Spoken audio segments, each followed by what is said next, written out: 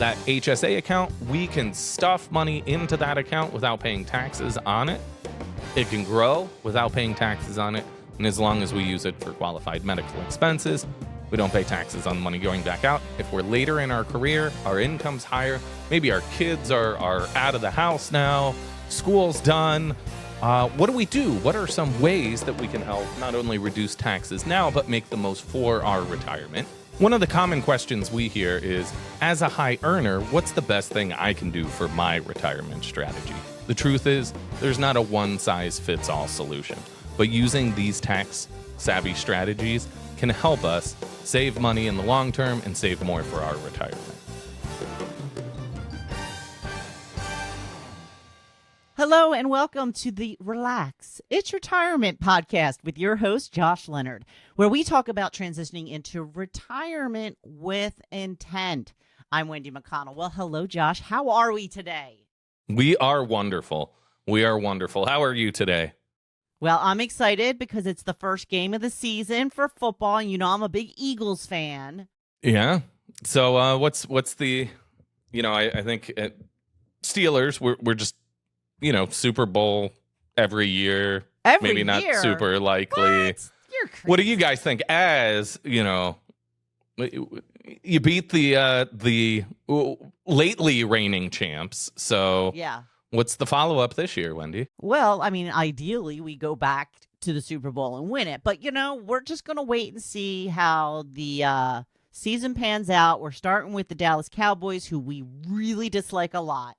Okay. So, and the Cowboys have already said they've got a new coach, not a lot of new players. Don't expect a lot. Oh, they're saying don't expect a lot. Yes, they're saying to their but see, fans. that can be, sandbagging it too. You don't want to go in too easy. You got to prep. They'll be prepping.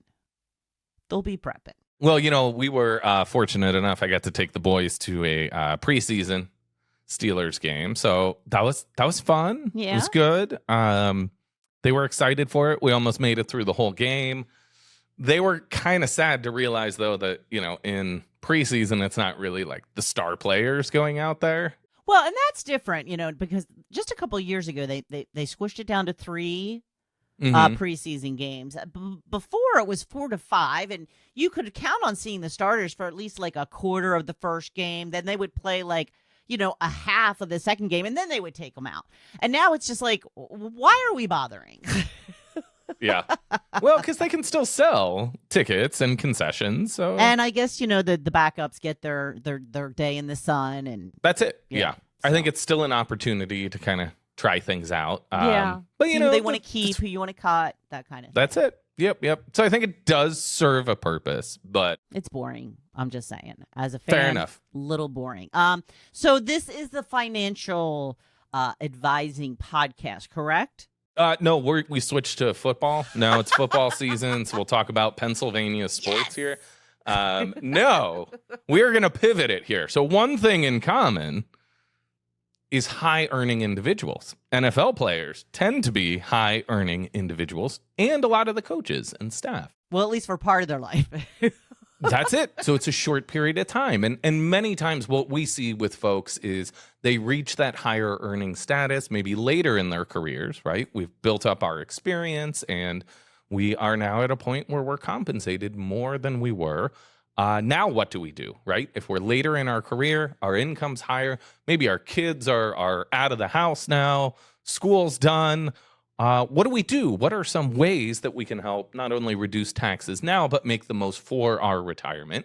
Maybe play some catch up. So today we're going to run through 3 strategies for those high earners to kind of make the most of that higher income. All right. I will let all my rich friends know. They're rich, right? But you're not wealthy. We want to convert that rich, which is high income, into wealth, right? Oh, okay. That's just because the key you're there. making a lot of money doesn't mean that you're wealthy. Let's go back to the NFL, right? How many NFL players are broke a couple years after finishing? They make a ton of money, but we don't know how long that's going to last, right? So we need to make wise decisions in those high earning years. Exactly. We're fortunate to be in that position. If we are earning lots of money, let's make sure it lasts. So the first one is maxing out your tax advantaged accounts, right? If we're in a higher income state, let's save some of that money, right? If we were able to get by with less, we probably still can. Right. We can get dessert when we go out to eat or treat ourselves a little bit, but we shouldn't let lifestyle creep go all the way up with our income over time. The more we can save, the more options we have in the future. Don't buy a new house every time you get a raise. That's right. Yeah. Don't. It is a waste of money. With us moving back to Pittsburgh, every time the mortgage payment comes, I'm reminded how expensive it is to switch from a 3% more or sub 3% mortgage to almost 7%. Oh, no. And that's just the interest rate environment that we were in. So it made sense for us to move for other reasons. But that cost is a lot higher. And, you know, I think houses are a great example. The bigger the house, the bigger the house bill. Right. More heat, more electricity, more everything. Upkeep. Yeah. More things to go wrong. Yeah. You know, we want to save more of that money. That gives us more flexibility for later in our career. Maybe we're in a good position now, but that could switch, right? Maybe there's new management above you in a couple years, or regulations or the industry environment changes. It would be nice to be able to say, you know what, I've saved enough and I can walk away. So maxing out those 401k or 403b contributions is really big. If you're above age 50, we get to have a catch-up contribution or an additional contribution. Now, one of the decisions we need to make there is most 401ks now have a Roth 401k opponent and traditional.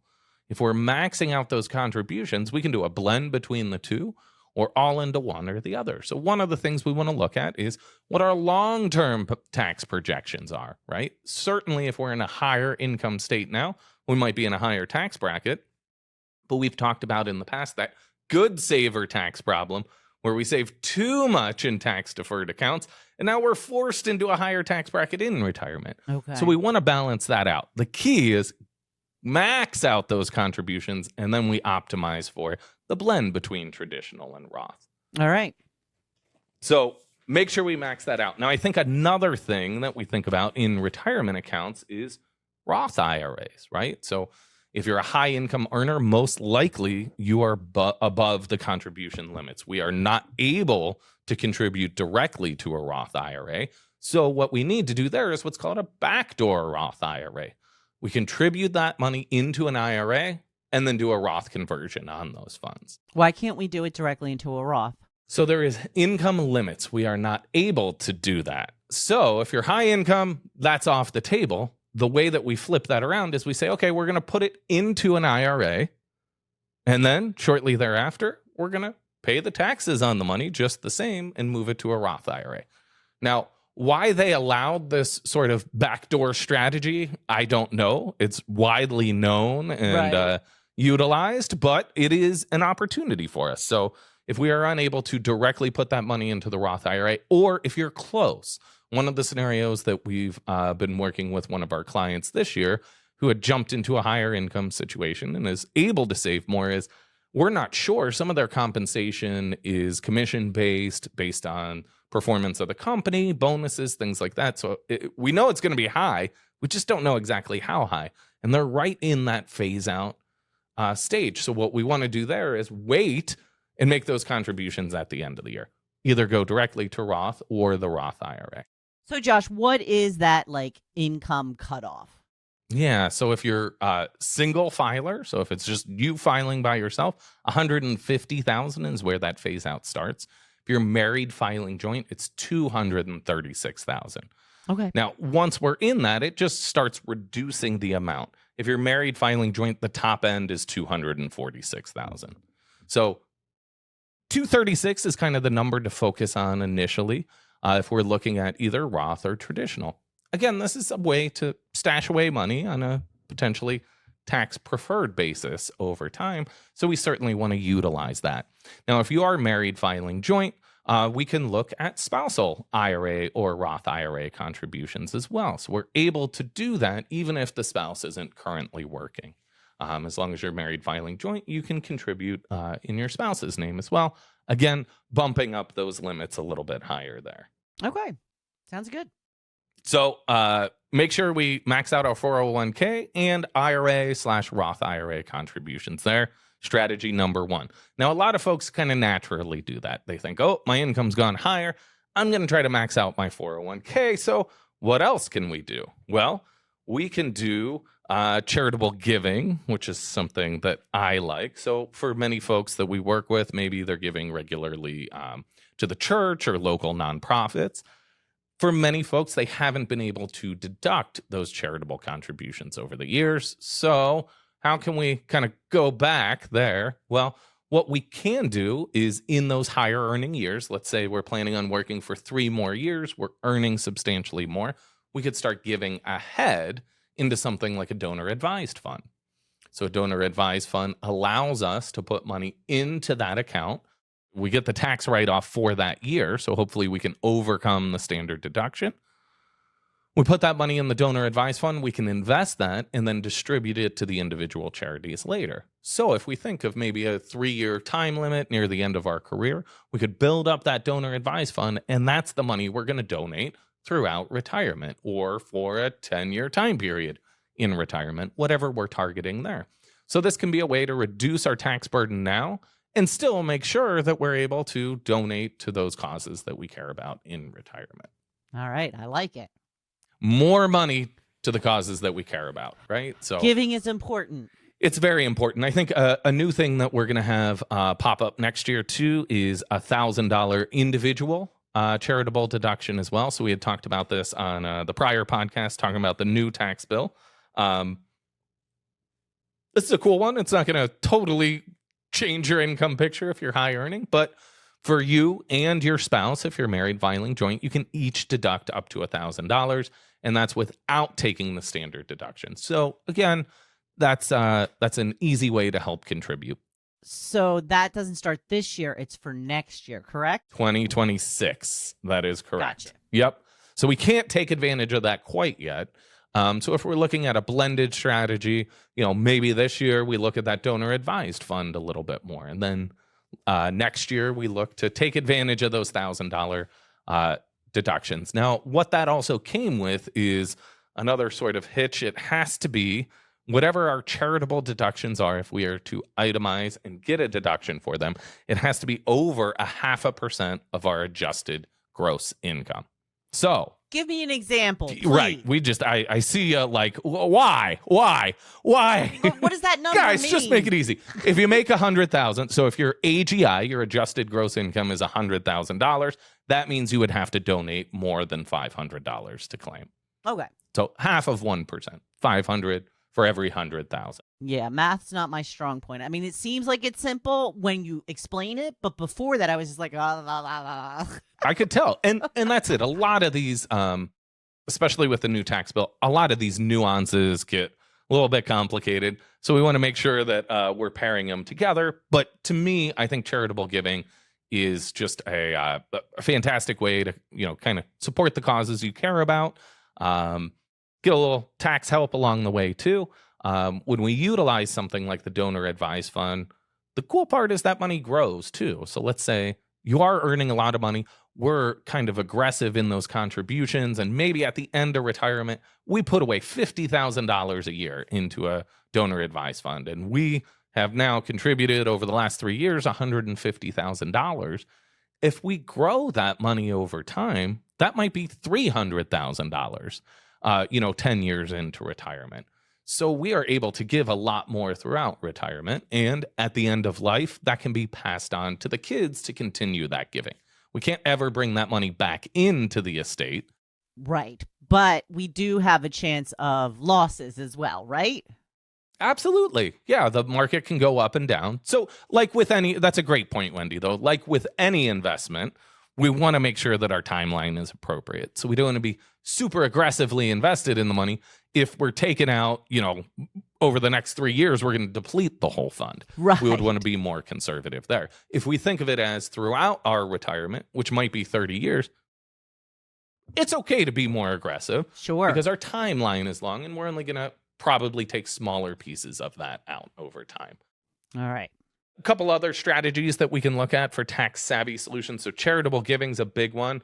Non-qualified deferred compensation plans. Sometimes these are available for executives. So if you get in that higher stature at a company, make sure that you know all the plans that are available to you. Sometimes we can do deferred income, where we are not paying the taxes on that money now. We start to pay taxes on it later. So if we can pair that with maxing out our 401k and everything else, our income, although they're paying us a lot more, what's actually coming into the household might be about the same. Now, what that allows us to do is in retirement, we start spending down that money right away. So we're able to kind of get the tax deduction now. We still have to pay taxes on the money later, but if our income is substantially lower, hopefully we're in a lower tax bracket there as well. Okay, that makes sense. We can also do mega backdoor. Ooh, Roth, you're so is that mega. Like is that like the mega ball or mega millions? So we can put after tax dollars into our 401k and then roll them into a Roth. So what we're doing here is if the plan allows, we're maxing out what we push into the 401k. We're exceeding that. And then that money kind of sits there. When we roll it out of the plan, we move it over to a Roth IRA because we already paid taxes on that money. So this is sort of just another way to push more money in. I would say this is less common. For most folks, we're going to try to max out that 401k. As we talked about in point 1, max out the IRA contributions. That's a good way to get more money in. The other one that I didn't mention in strategy 1 is HSAs, your health savings account. That's right. If you have a high deductible plan, make sure you're maximizing that out. It shouldn't come as a surprise, but we are going to have medical expenses in retirement. So let's put some more money away from that. That HSA account, we can stuff money into that account without paying taxes on it. It can grow without paying taxes on it. And as long as we use it for qualified medical expenses, we don't pay taxes on the money going back out. And now, like, the uses for an HSA are pretty broad. I keep seeing advertised on like Instagram, home sauna, use your HSA dollars. And I'm like, I guess that's a medical device if you want it to be. I mean, I think you can use it for like sunscreen and you can. Yeah. Yes. So it's pretty broad. Eyeglasses. That's always been a big factor for me is being able to use it for eyeglasses. Eyeglasses are a good one too. When you go to the beach, those sunglasses too, you have to. So, it's good. I mean, mine are prescription, but whatever. Well, I've donated a few to the lake over time, prescription sunglasses. I've had one, I was on the jet ski and kind of turned and I was like, oh, I'm never going to find them. Oh, no. So there's a fish with better vision now. You are very generous. Yes. You really are. But yes, so the HSA is great. And commonly we'll hear people confuse HSAs and FSAs, flexible savings accounts. The FSAs, you need to use that money or you lose it by the end of the year. The HSA, you can keep it forever. So, yeah, and is that up to the company? It depends on your benefit plan. Yep, and what's offered. HSAs are super flexible too because it is your money. Like in our health plan at the Leonard Advisory Group, we have an HSA eligible plan. So we match the difference between that and sort of our regular lower deductible plan.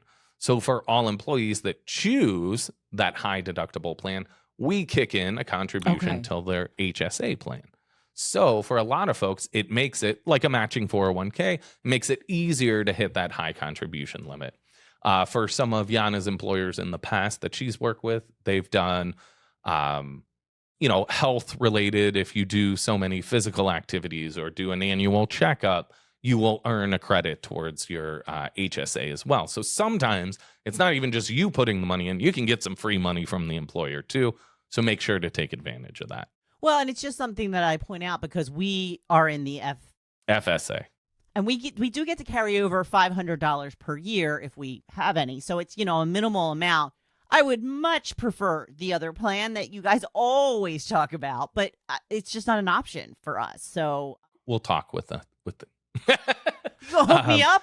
I think, depending on the structure of the company, sometimes this gets into more complicated benefits arrangements. So it depends. But the FSA too, you can buy a lot of Band-Aids at the end of the year, extra sunscreen if you need to. That's why I always get glasses. But the HSA, like in this high earner situation, the nice thing is like, you don't need to touch the money. Right. You're still looking for other deductions, so just let that money grow. Right. And once you get to a certain balance, most HSAs have that investment component. Maybe it's around $1,000, $2,000, $3,000 of balance in the account. Then you can start to invest it. Okay. So that's good. Sometimes the employer plans might have higher fees in them. So we can roll out to just a brokerage HSA, like Fidelity offers one. I'm pretty sure Schwab does too. Most of the major brokerage houses have one. And then we can invest in lower cost funds within that. So if our plan is really to let that money grow for a while, we want to reduce that cost and get it invested. But that would be something that we would have to fund ourselves, not through an employer, right? So you can still fund through the employer, and you can do a rollover. You don't have to leave the employer to roll over the HSA. Gotcha. So unlike like a 401k, typically, depending on the plan, either you have to be 59 and a half or you have to have severed employment with the employer to be able to roll that money out. That is not the case at all. With the HSA, it's your money from day one, so you can roll it out as soon as that contribution hits the account. Huh. Never heard this before. Thank you, Josh. So, HSA, it's one of the things that I'm passionate about, talking about HSAs. Oh, yeah. Well, because like you said, we're all going to need more healthcare dollars. Before we got on today, we had to reschedule this recording because I had a little toe incident that I had to go to the doctor. And, Emergency. It's going to cost a little bit. I think I don't know if I shared, but other quick health aside here. Both of my sons decided to pretend that popcorn kernels were earbuds. Oh no. A few weeks back. Luckily, only 25% of those got stuck in someone's ear. So we had one ear impacted, and we went to the Children's Hospital here in Pittsburgh, who does a phenomenal job. It was in pretty good. So Eli, our oldest son, is way too old and too knowledgeable to be doing such a thing, but he did. He was the oldest, so was quite embarrassed about it, and as he should be. His first solution was, Alexa, how to dissolve popcorn. Oh. Alexa answers back, water. So I caught him kind of walking into the bathroom with a glass of water, and I'm like, are you okay? And he's like, I just need some privacy. And Oh. You're not that old yet. I want to respect your privacy, but also I'm quite curious. So I sort of stood by the door, and I thought, maybe he had an accident or something. He's clearly uncomfortable about something. He kind of dumped some water in his ear. I was unaware of this at the time, but he walks back out and he goes, Dad, oh no, I got a popcorn kernel stuck in my ear. So we went to Children's Hospital, et cetera, and they got it out, but we needed an ear, nose, and throat specialist to sort of really get in there and pick it out. So we've been teasing him that he is Colonel Eli. Oh, well, that's a great little pun there.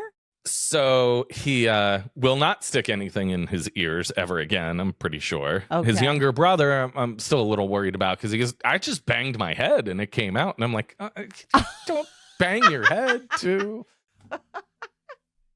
Interestingly, I believe one of the founders of your company informed me that they swallowed a penny. I had a similar conversation right after this happened. They've swallowed No. As a child. Yeah. So we got the bill for the Colonel incident just the other day, and they didn't bill insurance, so it won't cost us this much. But out of the gates, it was almost $5,000. Yeah, it's crazy.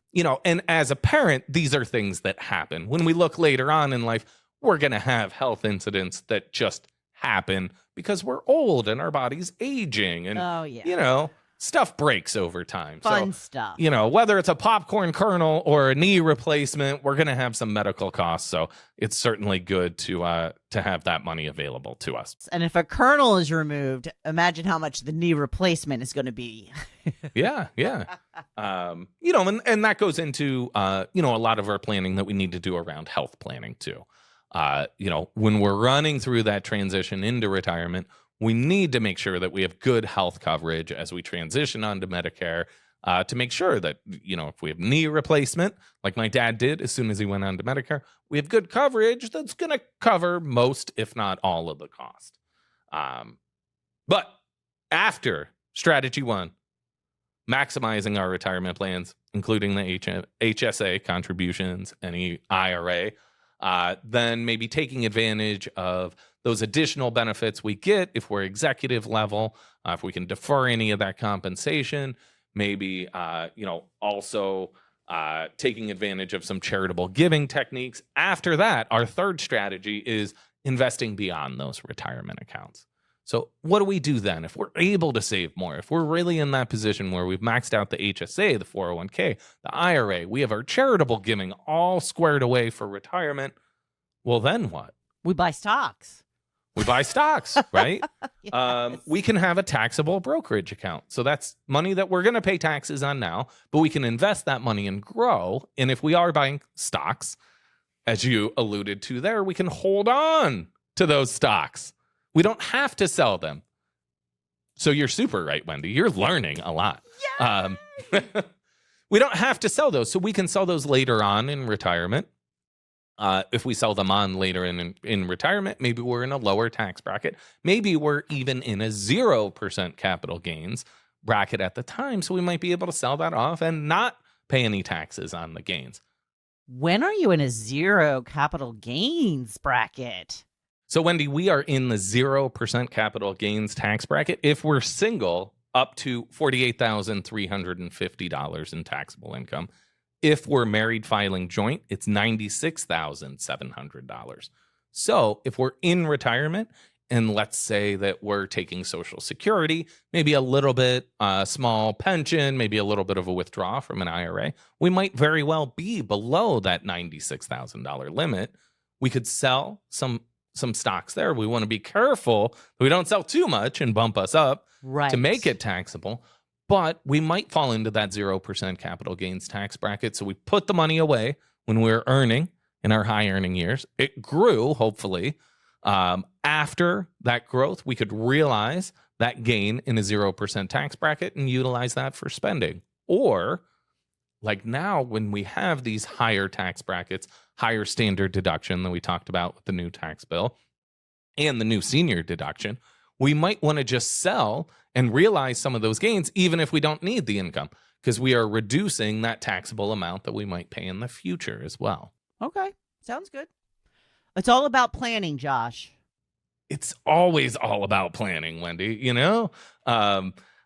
This year I rode up Haleakala again when we were in Hawaii, which is the big volcanic mountain. And I looked just this morning, I have rode about 1,000 miles less on my bike this year than I had last year at this time. You slacker. The funny thing is, when you ride up a big mountain and you've done less riding for the year, you're slower. Go figure, as planning, right? If I would have been riding more and training a little bit harder, like I was last year, because I was preparing for Leadville, which was just a few weeks ago, out in Colorado, I was prepping for that. So I was riding really hard, putting a lot of miles in.